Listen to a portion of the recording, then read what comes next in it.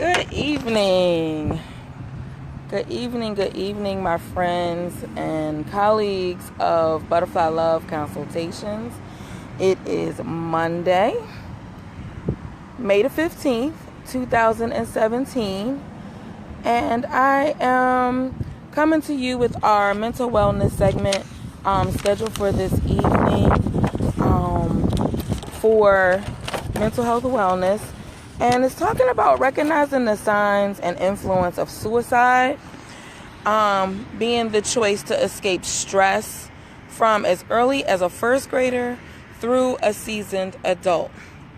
And as you can tell from my background, I am outside and on the move this evening, but wanted to maintain our schedule as well as maintain my schedule of wellness, at the same time providing you the tools of resource around just what suicide, like the triggers of suicide that we are not always mindful of. So Butterfly Love is a relationship management where I do individual, couples, and family therapy.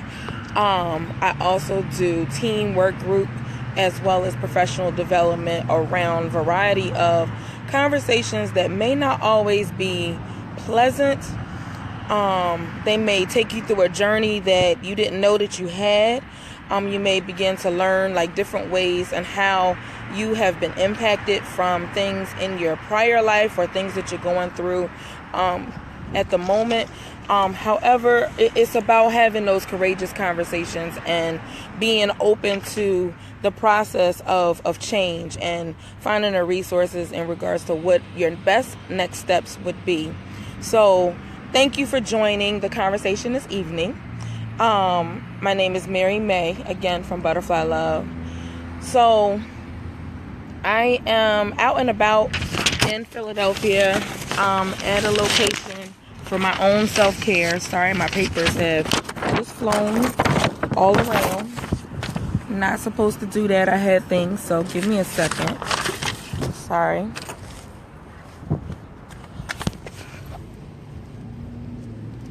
I had papers and stuff with notes of things that I wanted to ensure that I shared with you during this time that we have together. So apparently nature wanted to take those things away. So right now there's a lot of information or things floating around on social media around what is suicide, how does it impact our families, how does someone make that type of decision that suicide is the answer and the resource that's going to cause them, that this is the best answer to manage whatever stressful thing that is happening right now. So I want to walk through just some of the key things that usually are some of the stage setters or like antecedents and things that trigger someone to have these thought process. And then I want to walk you through what is the day in the life with the social stressors in today's life, 2017, that would cause someone to actually establish a plan to want to see this all the way through. And why is it so difficult for them to be able to talk to someone or reach out or have a voice in another way? There's a lot of media, that's out there that's happening with young children, with African Americans. But I just want to go, and not just African Americans, but people in general. I want to go to you with the facts first, from the mental health perspective, as far as me being a couples and family therapist of 25 plus somebody's years. I don't know where they get that number from, but that's the number that it is of wisdom. That when someone comes into the office and they say, or we get the phone call that they have been suicidal, we begin to look at several factors. Is there a family history? Is there a family history with attempts? And then have the attempts been successful? The family history to complete a suicide is oftentimes you begin to look at various genders, and women actually attempt suicide more than men. Let me say that again. Women, girls, teenagers attempt suicide more than their male counterparts. However, the male counterparts are more successful, so their attempts are less because whatever resources that they choose, they just have the strength to disconnect a little bit easier. If a personal family member has severe anxiety or depression or any other like mental health concern, those also feed into the triggers that would cause someone to have this particular like conversation with themselves, that suicide is the true and authentic way that is going to help them. Not only they're living in a mask now, and in them living in the mask of situations now, they also are having difficulties in communicating their needs with their people who they care about in a everyday situation. So in them having these challenges, it makes it a conversation that could be difficult but necessary to kind of just understand, okay, yes, there's, first of all, acknowledging that mental health exists in your family. Oftentimes, we don't want to acknowledge, we'll say that somebody had a nervous breakdown, or we'll say, well, they had a lot of stress and a lot of change, or the multiple relationships. We'll make excuses, but we never want to qualify things to be exactly what they truly are. And sometimes they really, truly are a bipolar disorder or depression or severe anxiety, that those are just labels that kind of help qualify what has gone on. They're not the destination. They provide us the roadmap in regards to us as the clinician working with the family, working with the individual in regards to what are their ways to best heal and change the narrative in which they believe and value within their life, and should they be present here with us on life. But they definitely have an impact. And if certain things like schizophrenia or personality disorders, autism, those different diagnoses, or alcoholism and substance abuse, if they are not treated separately with the professionals that deal with that separately, then it could cause an adverse effect. Sometimes some of the medications that you take have an adverse effect. So those are things to take in consideration when people are making the decisions, because they've been trying to cope with various layers of stress in multiple ways, and when they get to the point that they're making suicidal plans and making that their destination of choice, to kind of deal with all of the noise in their background. Like you guys hear traffic and noise in my background right now, but all of the noise in the background, this person saying, oh, well, you have everything, or a child should never have to think about suicide or be bullied or anything like that. And you're right. They shouldn't have to be bullied. They shouldn't have to have like different stressful situations. And why at 8 would they have anything? Or why at 17 would they have anything? Why at 24? Or even when you get to the senior citizens age of 45 to, middle age to senior citizens, let me correct myself, 45 to 65, where they often have the conversation about, okay, well, I just need to end my life. When life changes unexpectedly, people are not always prepared or equipped to dealing with what that actually looks like, because they may have defined themselves through external resources and external factors within their community that that say that they have to live within within these guidelines.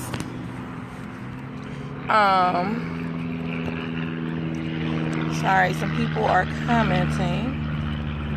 I want to give them the information. This is so weird doing this from my business page, because a lot of options that you would think are not always available. So forgive me for a second, because I have some people who are trying to join in or find me, and I'm not quite seeing the button that says invite a friend.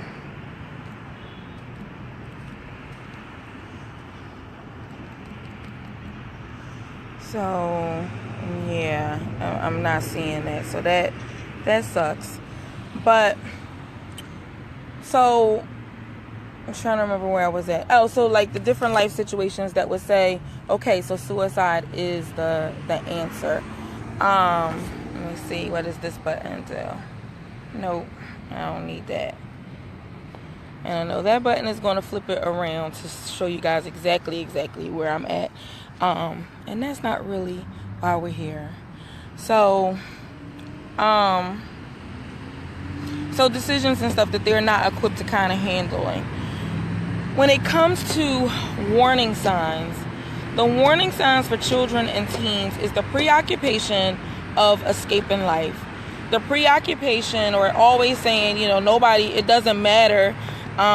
Hey, Leslie, it doesn't matter where, if I am to survive, here in this life, nobody pays attention to me, or I don't get credit for the different things that I do. Children often seek approval, and they seek relationships in regards that are going to feed them in an approving way. So they'll say that they want to go to sleep and they never want to wake up. And oftentimes when we have children of certain ages, hey Chandra, thank you for joining this evening with Butterfly Love's conversation around the warning signs to suicide. Talking about children and families' predispositions and the things that are the warnings around children, teens, and even seasoned adults. So coping with change, but for children, if they say they just want to go to sleep and they never want to wake up, or they may not say it in those definitive terms, but they'll say, I just want to go to sleep. As an adult, that is a red flag. Because if you are talking to them about friendship making skills, if you are talking to them about decisions or consequences, if you are just having general conversations around what happened at Girl Scouts today, what happened when you were running track, what happened when you took that math exam that I know you were working so hard for, based on the priority in a young person's mind, can cause the conflict and the conversation around their success. Because as the caregiver and as the parent, we have prioritized in certain ways what grade we want them to get on that test and what's the reason. We want them to go to college, we want them to do well, we want them to excel. On track, we want them to get the trophies because it's going to get scholarships. So it's so much, like, we don't intend as adults for it to be pressure. However, it becomes perceived pressure when a child doesn't make it. And when they try to approach you on, talking about, okay, well, I didn't make it. Is there an alternative? And you say, nope, it got to be an A. You got to get an A. Like, no matter what it is, you have to be first place in the track team meet, and you must get an A. That absolute concrete thinking, every child, every individual is different. Some people need that, but then some people, it creates anxiety. And the anxiety begins the repetitive overthinking. How can I present to the adult person who cares about me? I know they love me, but I have some doubt because now I'm going to disappoint them. And the last thing that I wanted to do was disappoint, because I hear them on the phone talking about financial stressors. I hear them talking about their relationship issues. I hear them talking about, if only if this wasn't happening, then I would be able to do that. Or, I can't go to the movies, I gotta get childcare. Sometimes we indirectly plant a seed that over time, if the confidence hasn't been built, creates the opportunity for a child to feel, or a person, because even our loved ones as adults can feel like they're not wanted. So if they're not wanted and they're constantly in the struggle of trying to reach you, trying to approach you with all the things that's going on in life now, with all the things that people are exposed to, be it the mental health that we mentioned a little bit earlier, around the diagnostic impressions, that's only the destination and the roadmap, not necessarily the end-all be-all. You end up creating a distance that gives permission to so many thought processes, and gives permission to probably just a lot of undesirable choices that you wouldn't necessarily want somebody to engage in. So I know I've given a lot of information so far just about the basics of suicide, how it occurs, some of the choices, and some of the warning signs, but I want to give you the opportunity or open the opportunity that you can ask any question that you may have around what suicide looks like in our communities, or what it may look like in your family, or how you can just simply avoid it, because it's very, very important to have these undesirable conversations, which I know with my basis of my business, I deal a lot with depression, trauma, anxiety. I deal a lot with conversations that just simply aren't easy, or that people don't want to confront.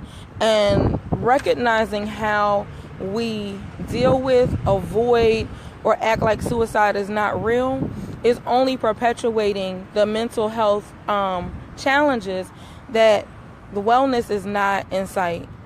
Wellness is not possible to be in sight because we look at pandemonium and we look at the consequence, but we never want to foil back and look at, okay, what was my role? What could I have done different? We should consider that we all play a part in everyone's lives, whether intentional or not, because sometimes we don't get the chance to do the cosign or the list to say, okay, this is the best option to kind of engage in. But there are, key factors in regards to just simple things that we can be saying, because you don't know what people are dealing with. And it being certain holidays, and you you should have did something yesterday because it was Mother's Day. And maybe last year Mother's Day I could have did something. Maybe next year Mother's Day I could do something. But this year Mother's Day, I couldn't do anything. Not that was going to be wellness to myself and or to other people. So that is just an example in regards to how we end up planting indirect and direct seeds without intention. We think that we are speaking within full sincerity, and you may be. And I'm using that just as an example, not that that offended me in any particular way, but as a pure example of how we acknowledge or discredit when someone is trying to openly come to us and share things that are ailing them. And oftentimes for an individual who is combating the conversation of should they be here, are they worthy, do they have the right skill set in regards to what will make themselves great, what will make themselves have value, and that if they didn't place first on the track meet and they placed, say, third, they was at the track meet. They had the skill to get there and run whatever race that it was. Had they not put forth the fortitude and the practice or whatever, they would not have even been invited to come to that invitational or to come to that particular event. But we got to acknowledge the fact that you made it to where you made it to. May not be where we strive to. It may not be where it is that me as a parent, me as a caregiver, me as an aunt, me as a coach, whatever your community role is for the individual. However, that challenges you to then say, okay, maybe for this particular individual, I need to consider a different optimal goal. So maybe the fact that we did get there is great. Would I like them to be in first place? Absolutely. But it's not really about you. It's more about them. And in more and more cases, when we think about individuals who we're like, okay, well, how did it get to the point that they decided that suicide was the option? I was there. I talked to them. I just talked to them a couple hours ago, and I couldn't tell. You weren't approachable. And you have to be emotionally and physically approachable in a non-judgment stance for anybody who is struggling with several emotional challenges that could be a recent job loss. It could be relationship changes. It could be financial changes.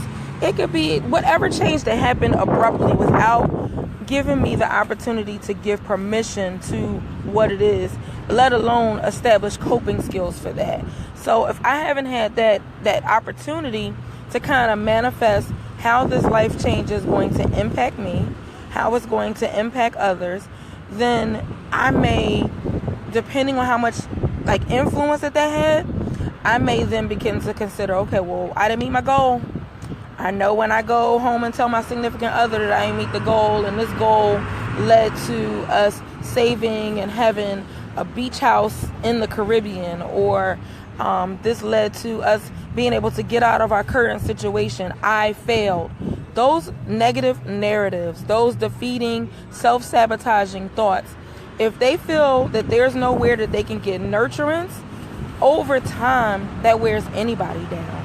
And in it wearing you down, if you don't have a safe resource where you could create your voice and have these conversations, these warning signs are all over the place, running rampant and right in front of you. But we don't see it because we're just like, oh, well, they just working away. You know, like if it's you and a significant other, and you just working all these million hours, but you're never going back to say, okay, well, you know what? I know we got this goal to work to get X amount of dollars, but what is our couple self-care plan? What is our parent-child relationship self-care plan? What is my individual self-care plan that's going to ensure that I don't get burnt out to the fact that I'm having a self-sabotaging negative narrative conversation? Because it doesn't always take outside influences. It can often take influences within our own narratives and the conversations that we have amongst ourselves that challenge us every single day. So another thing to consider is medical concerns. Medical concerns can be a silent suicide. And what I mean by that is if you've been diagnosed with heart disease, if you've been diagnosed with diabetes, or even respiratory health with asthma, and you're not compliant to what the doctor actually says, then you open up the gateway to a silent suicide. Who thinks of that? You think of, oh, well, yeah, you're going to die from something. I know culturally a lot of people say, oh, I'm just going to die from something, so I'm going to just go ahead and eat this fried chicken. Or I'm going to die from something, I'm going to just keep having these drinks on my social weekend and doing what it is that I do. I'm going to die from something, I know I shouldn't have these salty foods, but my body is craving it. You got to do everything in moderation. And in doing it in moderation, you have to be mindful of how it is that you make choices that not only impact your individual health, but it also impacts the health of those around you. Because when you make those decisions to comply or not comply, even if just a little bit, you engage in a silent suicide. And then not including your family's thoughts or input into those silent suicides, not even giving them the opportunity, says to them that you may not care about me as much to say, you know what, this is what the doctor said I need to do. Can we consider changing our diet? Can we consider changing our lifestyle? What can we do together where we are on as a team that we can look at things a little bit differently? So it's a team. It's about communication. It's about not having self-sabotaging thoughts that we allow life-threatening, life-limiting illnesses to just take over. Because just because you went to the medical practitioner and they prescribed or indicated that you had the symptoms that led to diabetes or heart disease or actively have it, doesn't mean that you have to live in that place forever. Just like a diagnosis of mental health and mental wellness, of depression, anxiety, and all of that, you may have life situations that have temporarily incapacitated you for some other reason. You don't have to stay there. You don't have to just say, okay, you know what? Doc said I got 3 months to live. So let me just rock it out these 3 months, and then what happens? What happens is 3.5 months and 4 months, you're still here, and now what? Did you make your body more debilitating that it now is another silent suicide and another way that you are making choices in the absence of including your partner? Like, we have to just be mindful. Like, it's so many challenging situations that I could give to you. But when you think about as an adult and the choices that we make, and you think about children, at least adults have had variety of experiences that they have been able to cope and grow through. May not have always been successful, but they've been able to get through it. When you put some of the life stressors that our children deal with today, and again, I said from first grader all the way through seasoned adult, but if you go to the elementary schools of today, and you go to the elementary schools of today in certain zip codes that have variety of different stressors, like heroin, cocaine, high incarceration, single parent homes where the families are working like all of these shifts and not really available to the child, and you think that you could just get a video game or the name brand sneakers or something like that, and that's going to be suffice for the emotional wellness, the physical wellness, how you develop esteem, how you develop confidence in your child, then you work from a disadvantage in regards to how it is that individuals will learn effectively how to cope with change. The inability of them being able to process the 2 letters N-O. When a parent says no, it's not the end of the world. It's no, not now. But sometimes in the imaginary life of a child, no is permanent. No is, oh my God, I didn't do whatever I needed to do to earn it.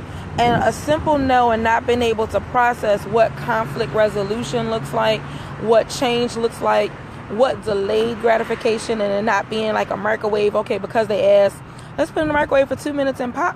There it is.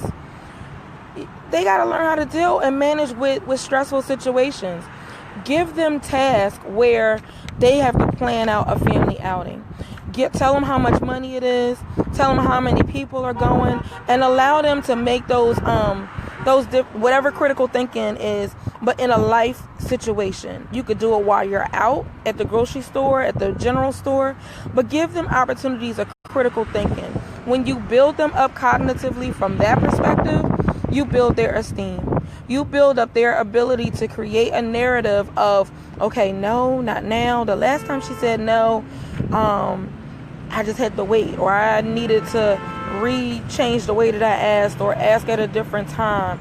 Or you begin to give them more to put into their toolkit that is going to inform them on how to manage and deal with self better, to deal with other people, to share better. It's just so many different things that help people make better choices. And in helping children build that toolkit where it's not as stressful, you begin to create the opportunity where they could be much more successful. So if there are any thoughts, comments, questions, please feel free to, drop them in the comment section. I did see the love while I was in the midst of sharing some of those warning signs. Wanted to be clear and hopefully simple in some of the exchanges on how we get into self-sabotaging thoughts, but then also the various ways in which suicide encounters. So if you have someone who is contemplating suicide or contemplating having difficulty in developing their positive narratives, feel free to reach out to me on my website at butterflylovellc.com, direct email at mary@butterflylovellc.com, or even direct dial at 267-971-6203. If you mention this video, you get 20% off your initial consultation. And I just simply look forward to serving you. Our communities in the urban cities. When it comes to bullying looks so different in 2017 than it did in earlier years.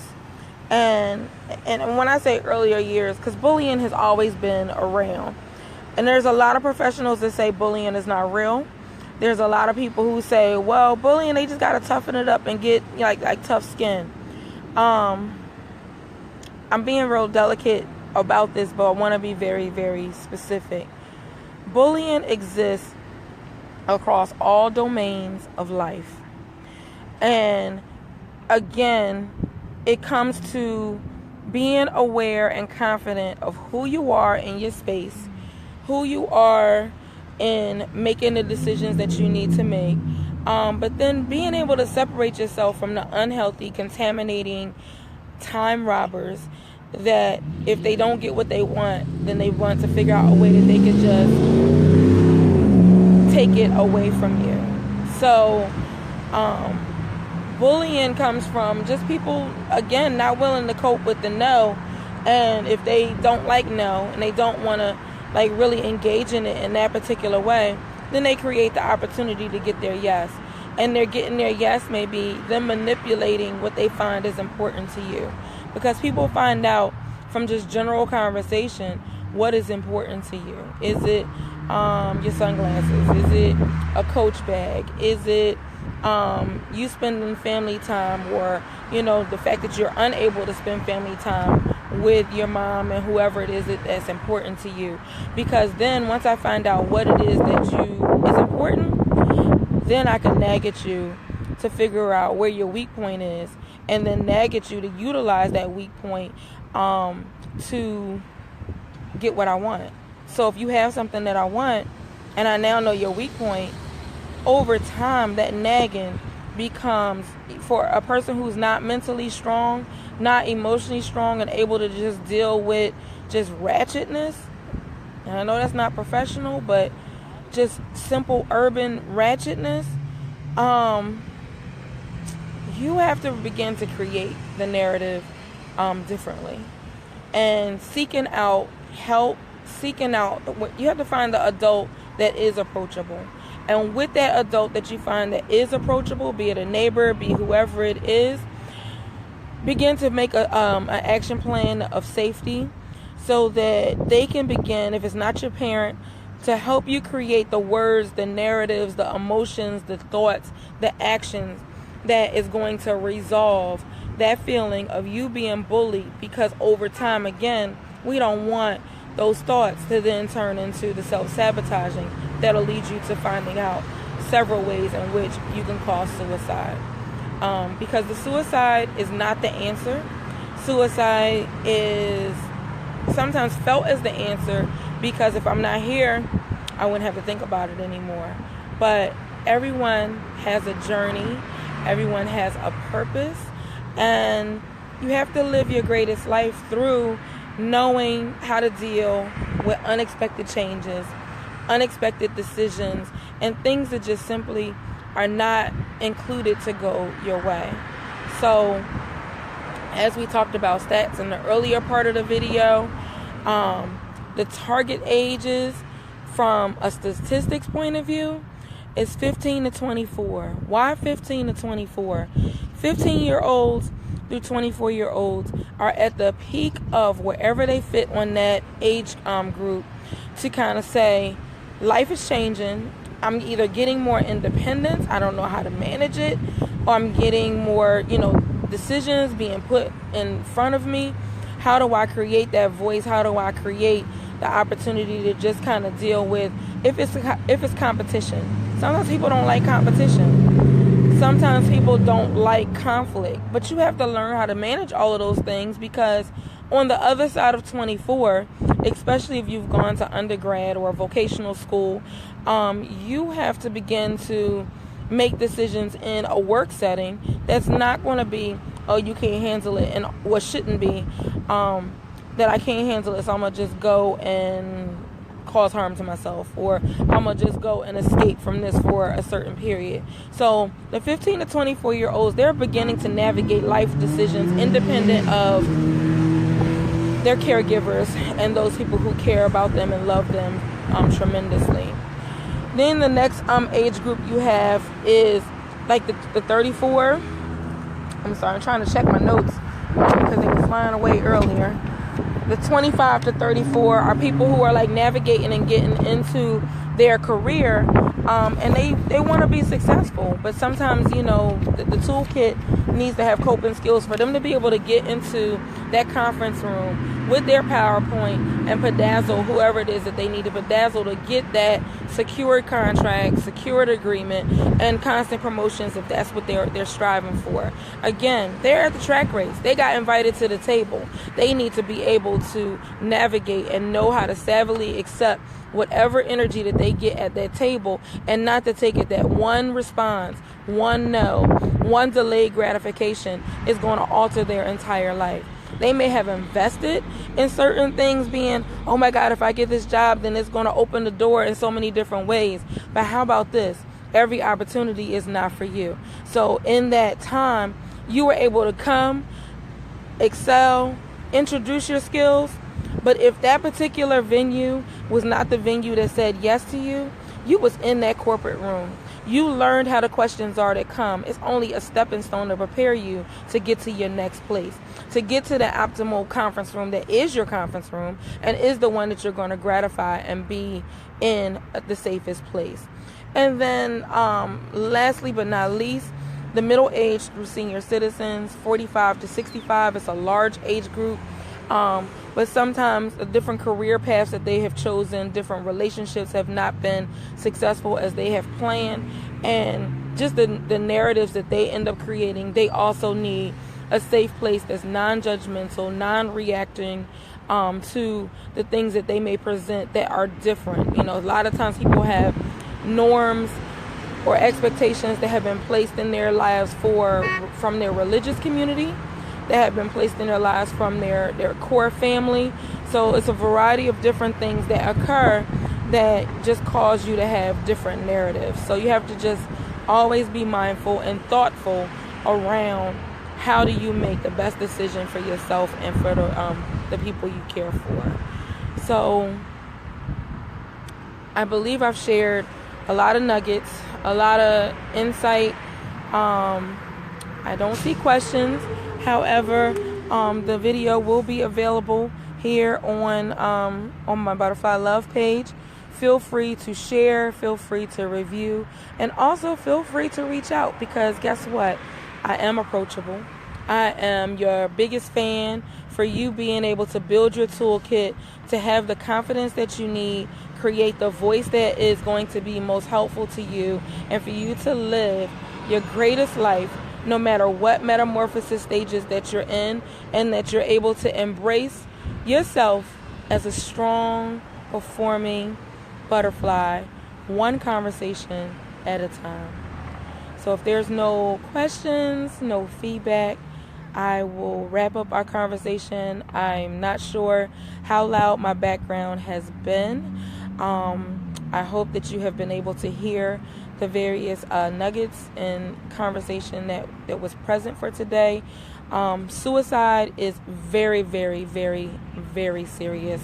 It creeps up on us in the most simplest way, and the most impactful way.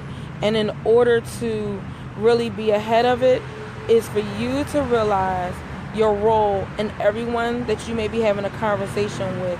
And is your comment affirming it, or is it sabotaging? Is it encouraging, or is it like an affirmation? So you have to really be mindful, because in our society, with the stressors that we deal with, from financial, educational, relationships, various challenges in regards to how it is that we connect and communicate with others, we just really truly have to be mindful. And not necessarily that every conversation, we have to be on edge, but the sensual, emotional path that people take, and the energy that we pour into them as well as them pouring into us, matters on the sustainability of any and all relationships. So thank you for the Let's Chat Awareness segment today for Butterfly Love. And I look forward to hearing from you soon. Be tuned on this coming Thursday, where we talk about cuffing season is over, now what? And we have special guest, Miss Chandra Daniels, the humor consultant. So thank you for joining us, and I will talk to you soon. Take care.